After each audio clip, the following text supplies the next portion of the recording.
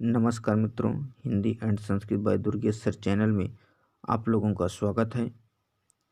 ये बुक देख रहे हैं हिंदी भाषा एवं साहित्य का वस्तुनिष्ठ इतिहास, ठीक, जो कि सरस्वती पांडे और गोविंद पांडे के द्वारा लिखी गई ये पुस्तक है। जो मित्र टीजीटी की तैयारी कर रहे हैं उनके लिए बहुत ही महत्वपूर्ण है ये बुक। आइए इसमें हम देखते हैं। आज हम सब पढ़ते हैं सगुण धारा, ठीक। तो सगुण धारा में वो भी कृष्ण भक्ति शाखा क्या पढ़ेंगी, सगुण धारा में क्या पढ़ेंगी, कृष्ण भक्ति शाखा। तो आइए देखते हैं कृष्ण भक्ति शाखा। सगुण धारा में जो कृष्ण भक्ति शाखा है ना, जैसा कि यहाँ लिखा गया है। और अच्छा हाँ, एक चीज़ ये जान लें मित्रों कि आपको ये नियमित रूप से जो मित्र टीजीटी की तैयारी कर रहे हैं हिंदी से जो मित्र टीजीटी की तैयारी कर रहे हैं उनको लगातार ये वीडियो मिलता रहेगा। और यदि चाहते हैं तो आप हमारे चैनल से तैयारी कर सकते हैं। ये देखें, कृष्ण का सर्वप्रथम उल्लेख, ठीक, कृष्ण का सर्वप्रथम उल्लेख ऋग्वेद के 8वें मंडल में, जो ऋग्वेद है ना अपना, तो ऋग्वेद के 8वें मंडल में 50वां जो सूक्त है ना, 50वें सूक्त के रचयिता के रूप में मिलता है। समझ गए ना। कृष्ण का सर्वप्रथम उल्लेख ऋग्वेद के 8वें मंडल में, और कौन से सूक्त है, 85 सूक्त के रचयिता के रूप में मिलता है। फिर आगे देखते हैं अगली बिंदु। संस्कृत साहित्य में सर्वप्रथम कृष्ण के अलौकिक कर्मों का वर्णन ईस्वी पूर्व प्रथम शताब्दी के कवि अश्वघोष के बुद्ध चरित में मिलता है।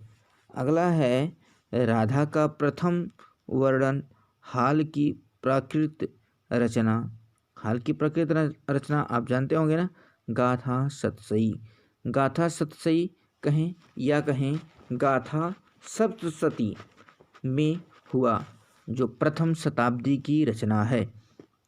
अगला देखते हैं कृष्ण भक्ति कवियों का आधार ग्रंथ क्या था ना, पता है। कृष्ण भक्त कवियों का आधार ग्रंथ भागवत महापुराण है। फिर से एक बार जाने, कृष्ण भक्त जो कवि थे ना, उनका आधार ग्रंथ क्या माना जाता है, भागवत महापुराण है या भागवत महापुराण माना जाता है। आइए अगली तरफ चलते हैं। अब यहाँ देखें इस पेज में कृष्ण काव्य परंपरा के जो प्रमुख संप्रदाय थे ना एवं आचार्य प्रवर्तकों का संक्षिप्त विवरण और कालक्रमानुसार निम्न है। जैसा कि आप इसमें देख रहे हैं, आचार्य लिखे गए हैं ना। कुछ आचार्यों का नाम देख लेते हैं, जैसे निम्बकाचार्य हैं, वल्लभाचार्य हैं, स्वामी हरिदास हैं, चैतन्य महाप्रभु हैं, हित हरि वंश हैं। इसके बाद यहाँ देखें जन्म मृत्यु दिया गया ना ईस्वी में, ठीक है। अब जैसे निम्बकाचार्य के लिए दिया गया है 1114 से 1114 से 1162, ठीक। 1114 इकाई दहाई सैकड़ा हज़ार, यानी कि 1114 इस तरह जाने, या 1114 याद रखें, 1114 से 1162, 1114 से 1114 बोलें या 1162, 1114 से 1162 तक, 162 तक जो है इनका 1114 में इनके जन्म हुआ और 1162 में इनकी मृत्यु हुई। किसकी, निम्बकाचार्य जी की। और निम्बकाचार्य के विषय में हम आपको ज़रा बताना ये चाह रहे हैं कि इनका जन्म स्थान कहाँ है, निम्बापुर। जैसा कि नाम है इनका निम्बकाचार्य, तो निम्बापुर याद रखें इनका जन्म स्थान भी है। फिर आइए इनके गुरु के विषय में जान लें। तो इनके गुरु का नाम क्या था मित्रों, नारद मुनि थे इनकी गुरु का नाम। और यही नहीं, यदि संप्रदाय की बात करें, किस संप्रदाय के थे निम्बकाचार्य जी, तो याद रहे सनकादि संप्रदाय के थे। और इसके बाद यदि दार्शनिक मत की बात करें तो द्वैतवाद इनका दार्शनिक मत था। किसका? निम्बकाचार्य जी का। फिर आगे देखते हैं, यहाँ से देखें वल्लभाचार्य जी के लिए। वल्लभाचार्य जी का जन्म 1478 ईस्वी में इनकी जन्म हुई और मृत्यु कब हुआ?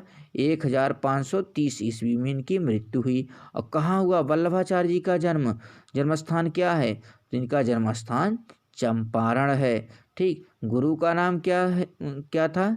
विष्णु स्वामी। क्या नाम था वल्लभाचार्य जी के गुरु का नाम क्या था? विष्णु स्वामी था। और ये किस वल्लभाचार्य जी किस संप्रदाय के थे? तो रुद्र संप्रदाय के थे। और दार्शनिक मत इनका क्या था? इनका शुद्धाद्वैतवाद इनका जो है दार्शनिक मत था। आइए फिर आगे चलते हैं। स्वामी एक थे, इनका नाम क्या था? हरिदास। तो स्वामी हरिदास का जन्म 1478 ईस्वी में जन्म हुआ और मृत्यु कब हुई? 1578 ईस्वी में स्वामी हरिदास जी की मृत्यु हुई। इनका जन्मस्थान कहाँ है? इनका जन्मस्थान, स्वामी हरिदास जी का जन्मस्थान वृंदावन के राजपुर नामक स्थान में हुआ। ठीक, और इनके गुरु थे आसधीर। स्वामी हरिदास जी के गुरु का नाम क्या था? आसधीर। और ये संप्रदाय किस संप्रदाय के थे? तो सखी संप्रदाय के थे। ठीक, इनके लिए दार्शनिक मत कोई वर्णन नहीं है। आइए, चैतन्य महाप्रभु का नाम आप लोग सुने ही होंगे।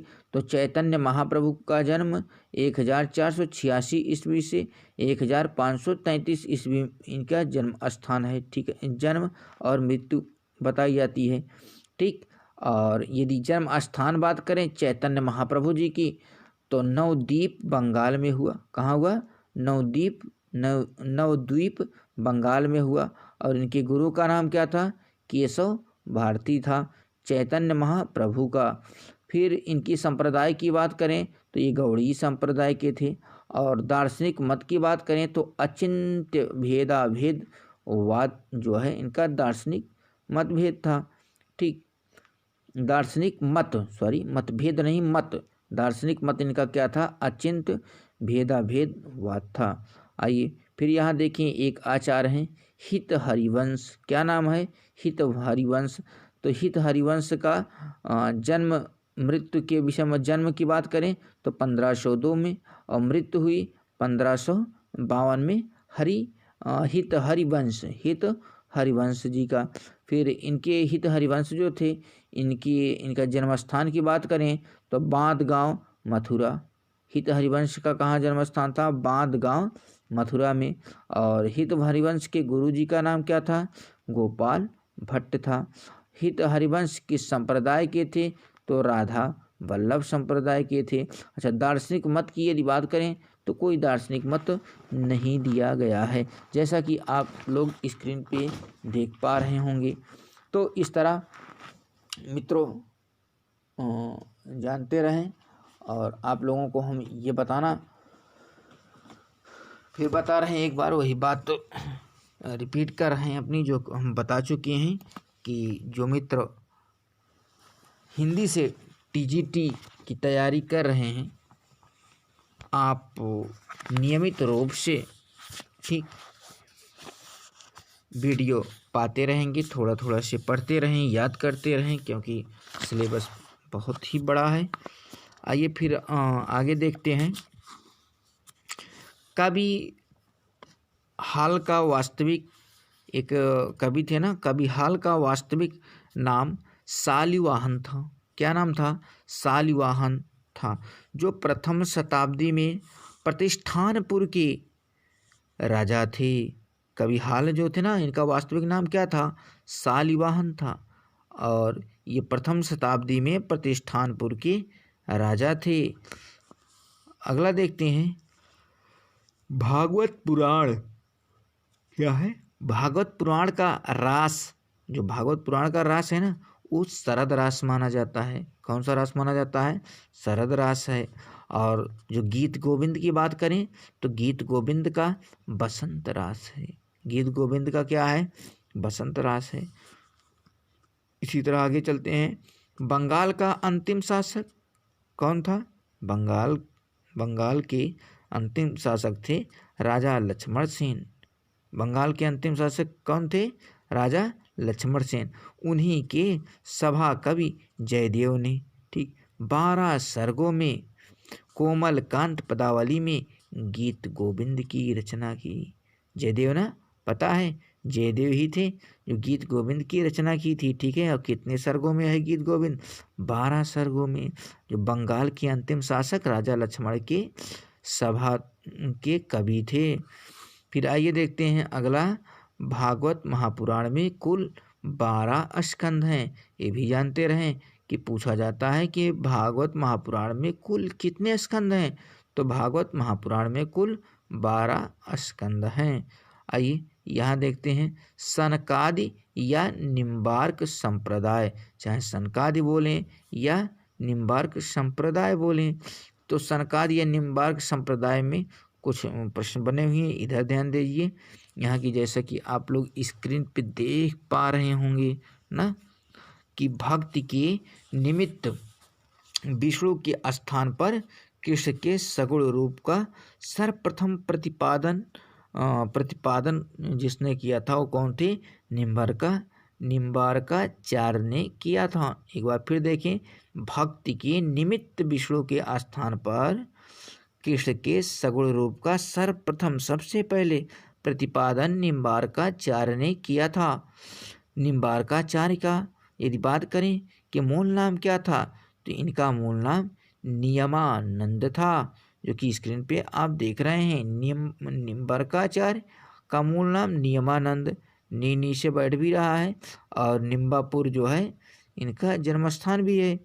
निम्बार्क का अर्थ है कि नीम पर सूर्य के दर्शन कराने वाला, नीम पर सूर्य के दर्शन कराने वाला, यही निम्बार्क का अर्थ भी होता है, ठीक। आइए देखें, निम्बार्क को भगवान कृष्ण के सुदर्शन चक्र का अवतार माना जाता है। निम्बार्क को किसका अवतार माना जाता है? भगवान श्री कृष्ण के सुदर्शन चक्र का अवतार माना जाता है। इनका एक नाम सुदर्शन भी था। क्या था? सुदर्शन। किसका? निम्बार्क का एक नाम और था जो कि सुदर्शन था। अगला देखिए यहाँ, निम्बार्क संप्रदाय में कृष्ण के वामांग में सुशोभित राधा के स्वकीय रूप का विधान है। निम्बार्क संप्रदाय में कृष्ण के वामांग में सुशोभित राधा के स्वकीय रूप का विधान है, ठीक है। जिक्र मिलता है, वर्णन मिलता है। निम्बार्काचार्य के कितने शिष्य थे? निम्बार्काचार्य के 4 शिष्य। निम्बार्काचार्य 4 शिष्य, आचार्य या आचार्य के कितने शिष्य? 4, ठीक। जैसा कि आप नाम से भी जाने, निम्बार्काचार्य, 4 का मतलब 4, इस तरह याद रखिए। निम्बार्काचार्य के कितने शिष्य थे? तो 4 शिष्य थे। आइए जान लेते हैं निम्बार्काचार्य के जो 4 शिष्य थे उनका नाम क्या था? श्रीनिवासाचार्य, ठीक।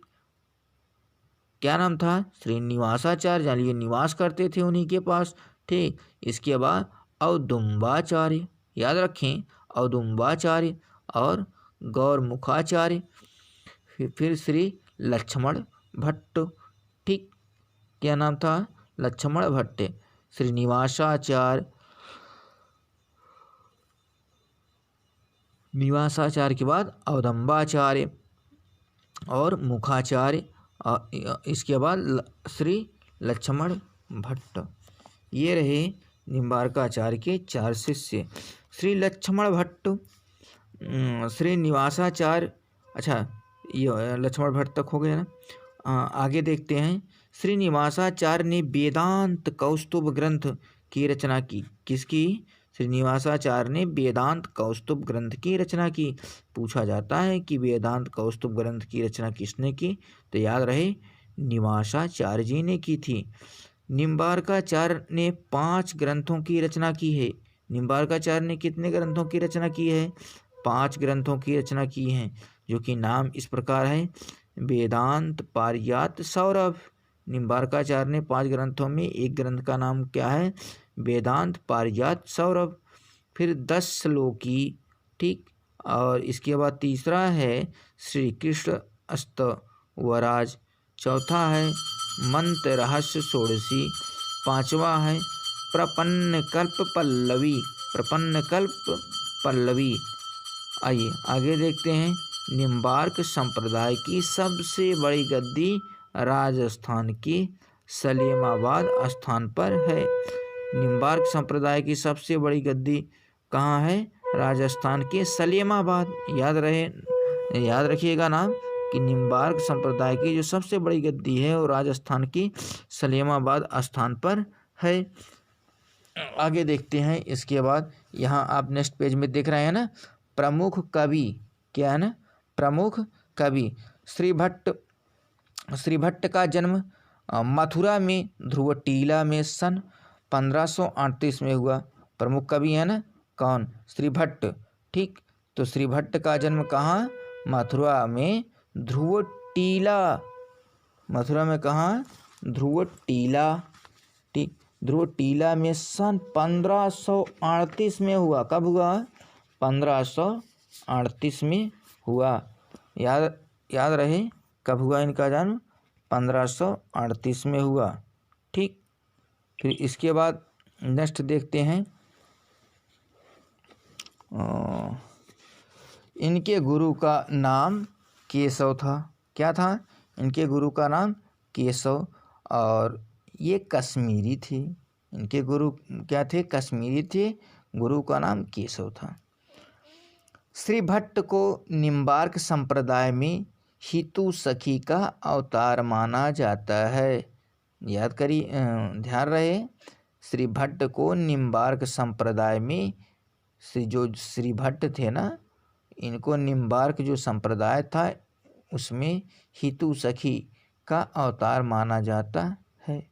श्री भट्ट के लिए 2 ग्रंथ हैं, ठीक। श्री भट्ट के लिए कितने ग्रंथ हैं? 2 ग्रंथ हैं। एक युगल शतक,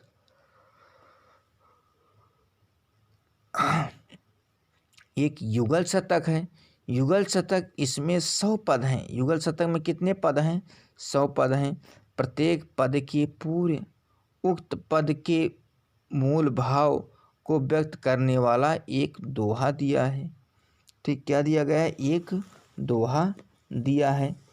फिर इसके बाद क्या है? आदि वाणी। आगे देखते हैं। हरिव्यास देव, क्या नाम है? हरिव्यास देव के गुरु का नाम श्री भट्ट था। क्या नाम था? हरिव्यास देव के गुरु का नाम क्या था? श्री भट्ट था। इन्होंने ब्रजभाषा में महावाणी नामक ग्रंथ की रचना की। परशुराम देव के गुरु का नाम जानते हैं क्या? हरिव्यास देव था। परशुराम देव के गुरु का नाम हरिव्यास देव था। इन्होंने ही निम्बार्क संप्रदाय की गद्दी को राजस्थान के सलेमाबाद में स्थापित किया। परशुराम देव ने परशुराम सागर नामक एक बड़े ग्रंथ की रचना की। इसकी भाषा राजस्थानी प्रधान सधुक्कड़ी है। यहाँ देखते हैं, ये ब्लैक पेन से लिखा गया है ना। वल्लभ संप्रदाय की बात करें, वल्लभाचार्य सुल्तान सिकंदर लोदी तथा बाबर के समकालीन थे। तो आप लोगों को ये ध्यान रहना चाहिए, ठीक। जो सिकंदर लोदी और बाबर के ही समकालीन थे वल्लभाचार्य, बाबर, सिकंदर लोदी, इस तरह याद रखिए। इन्हीं के जो है संप्रदाय के थे वल्लभाचार्य। वल्लभाचार्य के लिए संक्षिप्त परिचय देखें। वल्लभाचार्य का जन्म 1478 में हुआ और मृत्यु हुई 1530 में वल्लभाचार्य जी का। इनके जन्म स्थान की बात करें वल्लभाचार्य के, तो जन्म स्थान इनका चंपारण है। कहाँ है? चंपारण। और वल्लभाचार्य की पत्नी की यदि बात किया जाए तो मधुमंगल, और इनके 2 पुत्र थे। एक वल्लभाचार्य के, एक का नाम था गोपीनाथ और दूसरे का नाम था विट्ठलनाथ। अच्छा, ये सब जो है वल्लभाचार्य जी किस जो है भक्ति में थे, तो पुष्टि मार्गी भक्ति में आते हैं। कौन? वल्लभाचार्य जी। वल्लभ संप्रदाय में कृष्ण पूर्णानंद स्वरूप पूर्ण पुरुषोत्तम पर ब्रह्म है। फिर से देखें, जो वल्लभ संप्रदाय है, वल्लभ संप्रदाय में कृष्ण के विषय में बता रहे हैं। पूर्णानंद, पूर्ण आनंद स्वरूप, पूर्ण पुरुषोत्तम, पुरुषों में उत्तम पर ब्रह्म है। पुष्टि मार्गी भक्त में पुष्टि भागवत अनुग्रह या कृपा को कहा जाता है। भागवत महापुराण में लिखा है, पुष्टि किम में पोषणम किम तदनुग्रह भगवत कृपा। पुष्टि मार्गी भक्त में 3 प्रकार के मार्ग जीव तथा भक्त होते हैं, जो निम्न है। जैसे मार्ग में देखिए, मर्यादा मार्ग, वैदिक मार्ग। माने मर्यादा मार्ग को कौन सा मार्ग मानेंगे? मानते हैं वैदिक मार्ग। और प्रवाह मार्ग को लौकिक सुख भोग, पुष्टि मार्ग को भक्ति मार्ग, मर्यादा जीव के भक्त हैं मर्यादा भक्ति, प्रवाह जीव के प्रवाह भक्ति, पुष्ट जीव के पुष्ट या शुद्ध भक्ति। फिर यहाँ देखें, वल्लभाचार्य ने निम्नलिखित ग्रंथों की रचना की है। वल्लभाचार्य ने कितने ग्रंथों की रचना की है? निम्नलिखित। आइए देखते हैं निम्नलिखित वाला। जैसे पूर्व मीमांसा भाष्य, ये वल्लभाचार्य का है। पूर्व मीमांसा भाष्य, उत्तर मीमांसा या आप कह सकते हैं ब्रह्मसूत्र भाष्य, जो अणुभाष्य के मानव नाम से प्रसिद्ध है। इस शुद्धोधन, ठीक, इनके शुद्धा द्वैतवाद का प्रतिपादक यही प्रधान दार्शनिक ग्रंथ है। श्रीमद् भागवत की सूक्ष्म टीका तथा सुबोधनी टीका, तत्वदीप, निबंध, अणुभाष्य वल्लभाचार्य का अधूरा ग्रंथ था, जिसे उनके पुत्र का क्या नाम था, विट्ठलनाथ ने पूरा किया। वल्लभ संप्रदाय में कितने कवियों का उल्लेख है? 8। कितने? 8। जिस तरह तारसप्तक है ना, तारसप्तक के संपादक किसे माने जाते हैं? अज्ञे जी है ना, तो याद रहना चाहिए। आइए इसमें देखते हैं फिर मंगलाचरण। ठीक, यहाँ देखें आगे, मंगलाचरण, श्रृंगार, ग्वाल, राजयोग, उत्थापन, भोग, संध्या आरती और शयन। सन 1519 ईस्वी में जो वल्लभाचार्य के शिष्य थे, क्या नाम था वल्लभाचार्य के शिष्य का? ठीक, कब? 1900, ठीक है। फिर से यहाँ देखें, सन 1519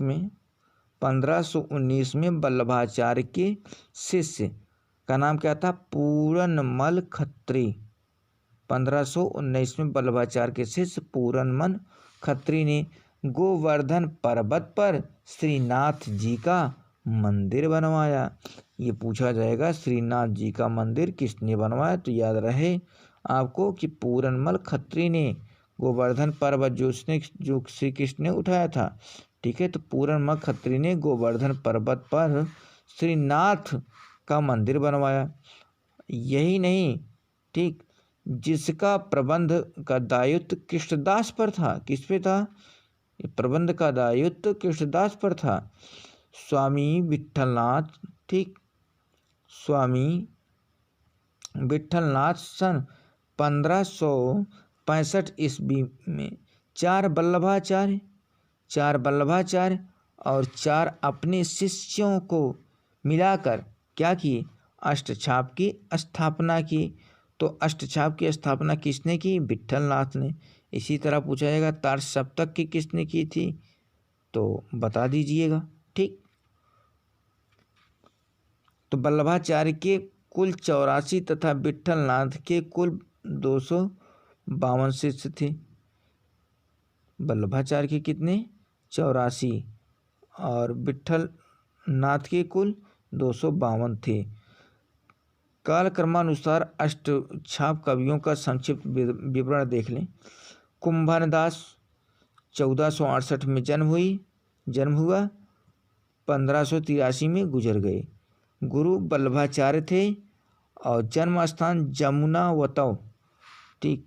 सूरदास के लिए जाने 1478 से 1583 इनका स्थान है। यही नहीं, आगे देखें, वल्लभाचार्य सीही उत्तर प्रदेश में जन्म हुआ था। परमानंद दास 1496, ठीक। कृष्णदास का जन्म 1496 से 1578 में। वल्लभाचार्य चिलोतरा गुजरात में जन्म हुआ। अच्छा, बीच में नंददास 1533 से 1583 विट्ठलनाथ रामपुर में हुआ था। चतुर्भुज दास के लिए 1530 से 1585 विट्ठलनाथ जमुनावती में हुआ। छीद स्वामी के लिए विट्ठलनाथ मथुरा में हुआ था। गोविंद, इस तरह देखें। आइए थोड़ा से और देख लेते हैं। कुंभन दास प्रथम अष्टछापी कवि थे। ये जाति के क्या थे? क्षत्रिय थे। कुंभन दास ने सन 1492 में वल्लभाचार्य से दीक्षा प्राप्त की, ठीक। क्या की? दीक्षा प्राप्त की। कुंभन दास अकबर के निमंत्रण पर पैदल ही फतेहपुर सीकरी गए, जिस पर अफसोस करके लिखते हैं कि संतन को कहाँ सीकरी सो काम, आवत जात पनहैया टूटी, बिसरी गयो हरि नाम। फिर से एक बार देखिए। संतन को कहाँ सीकरी सो काम, संतन को कहाँ सीकरी सो काम, आवत जात पनहैया टूटी, बिसरी गयो हरि नाम। अर्थात इस तरह जो है पंक्ति लिखते हैं, ठीक है, जब फतेहपुर सीकरी जाने की बातें होती हैं।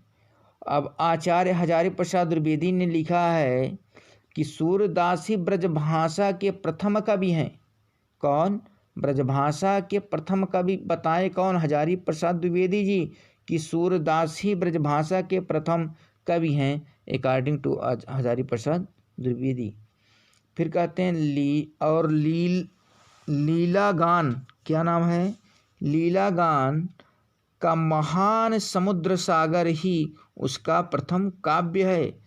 सूरदास का जन्म बैसाख शुक्ल 5 दिन मंगलवार संवत 1535 ईस्वी विक्रम को हुआ। ये वल्लभाचार्य के 10 दिन ही छोटे थे। सूरदास के जन्म के स्थान के संबंध में 2 मत हैं जो निम्न है। एक रूनकता यानी कि गऊ घाट, और एक जो है सीही। तो यहाँ मत मिलता है श्याम सुंदर दास द्वारा कि गऊ घाट रूनकता रामचंद्र शुक्ल हजारी प्रसाद द्विवेदी, और सीही में वार्ता साहित्य डॉक्टर नगेंद्र गणपति चंद्र के द्वारा मिलता है। तो वल्लभाचार्य ने सूरदास को भगवत लीला करने का उपदेश दिया। वल्लभाचार्य ने सूरदास को भगवत लीला करने का उपदेश दिया। सूर हमें के घिघियात काहे को है, कुछ भगवत लीला वर्णन करो। इस तरह है। चलिए, वीडियो बहुत ज़्यादा लंबा हो जाएगा मित्रों। आज के लिए बस यही इतना। नियमित रूप से देखते रहें, पढ़ते रहें। फिर मिलेंगे कल, तब तक के लिए धन्यवाद।